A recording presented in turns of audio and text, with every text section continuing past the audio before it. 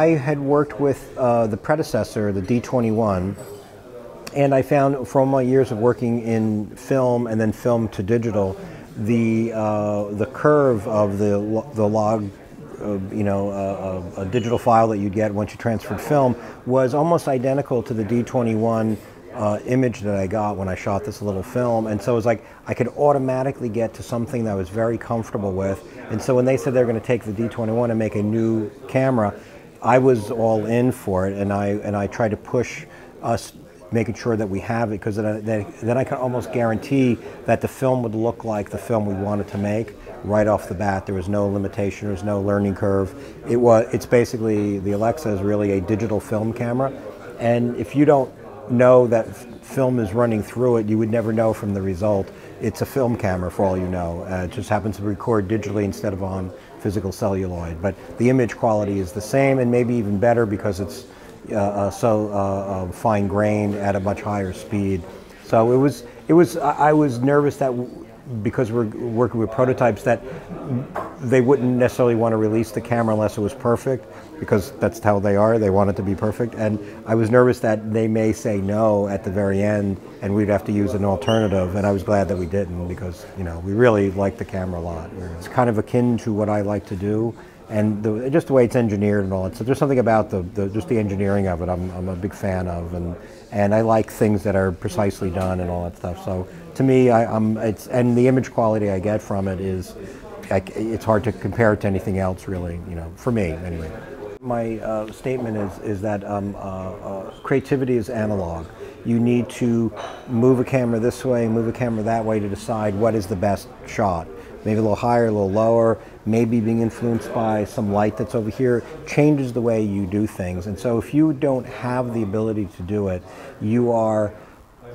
it's almost like doing something strictly to storyboards. You don't allow new input on the day to actually influence your creativity like you would on a live action set. You would say, yeah, I'm going to shoot this, but now that looks more interesting.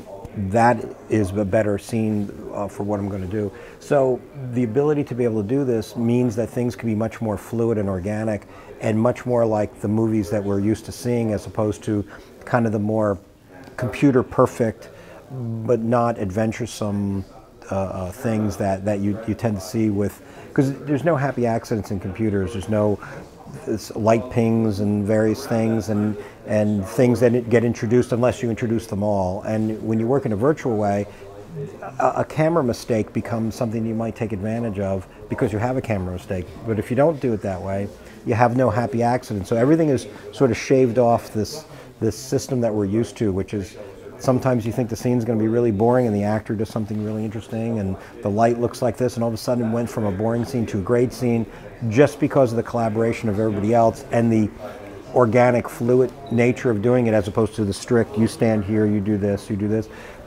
Life happens and you take advantage of it. So your films that you make will now be that much more creative because it's more akin to analog creativity, which is try another take. I don't know, why don't you stand a little to the right, do it again. Well, you don't do that really in a computer. You really do it in this other environment, and you mine the best moments from it. So yes, so the short answer is yes, I think it will totally influence and change. And just looking at Avatar, looking at how Jim filmed that movie, it was a Jim Cameron movie. The way the camera moved, the way the compositions were, the way it was cut together, all that stuff was a live action Jim Cameron movie, just happened to be done in a computer.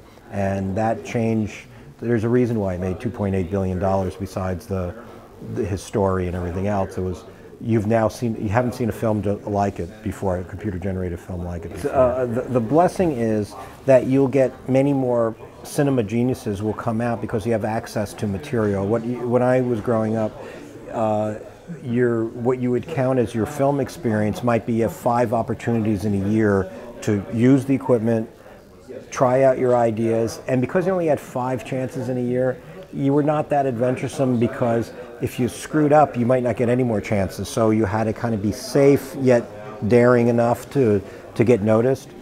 Well, if you buy a $3,000 camera, this camera, and you go film something, you could go out in the afternoon and film it again, and then film it tomorrow, and all of a sudden you have those 5 experiences in the first week.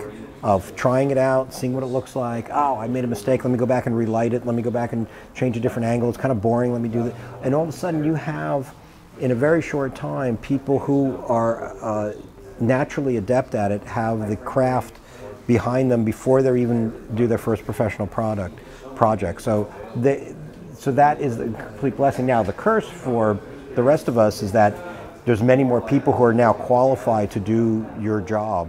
And so the jobs are going to be harder to get because your competition is quite a bit more intense. Before, it used to be like, because you had opportunities, you got other opportunities. Well, now it's easier to see the evidence of somebody's talent because they can make a student film or a film and it goes on the internet, and if it catches people's imagination, you're just as good a director as I am, as the next guy, and there's evidence to prove it. So that's the curse for the people who like to work, but the blessing is for the audience. You get many more Martin Scorsese's in a lifetime than you did during his time, because many more people can try out their ideas and film them and see what works and what doesn't, and get, you know, years ago when movies just started, John Ford directed 200 films before you saw or remembered the first John Ford film. So he did all these shorts, all these various things. So he had so much experience that by the time he emerged on the scene to be noticed, he was already a craftsman. He already played and honed his craft, and that's now returning.